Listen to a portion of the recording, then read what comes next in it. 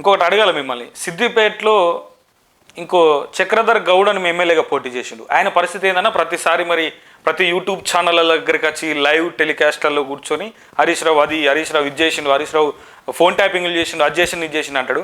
ఆయన ఎంతవరకు నమ్మొచ్చంట? దాన్ని ఎట్లా చూస్తారు మరి? ఆయన తిరిగిన పార్టీ ఏదైనా చెప్పండి. చక్రధర్ గౌడ్ మా పార్టీకి ఒక్కదాన్ని మేము ఆలోచించలే, అసలు మాకు స్థానం లేదు. అండ్ బీఆర్ఎస్ కూడా వస్తానడా చక్రధర్ గౌడ్? మేము వస్తాను లేదు, మేము రానియం. ఫస్ట్ వెల్కమ్ చేయలేదు, మేము వెల్కమ్ చెప్పాం అన్న. ఆయన ఏ పార్టీ తిరగలేదు. అసంటోళ్ళు అన్న హరీష్ అన్న గురించి మాట్లాడేది. విశ్వాసానికి మారు పేరు హరీష్ అన్న.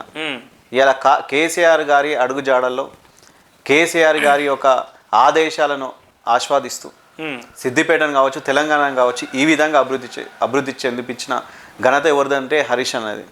ఏ మినిస్ట్రీ ఇచ్చినా బ్రహ్మాండంగా చేయలేదన్న. నీటిపారుదల శాఖ చేసాను, కాళేశ్వరం తీసుకొచ్చాను.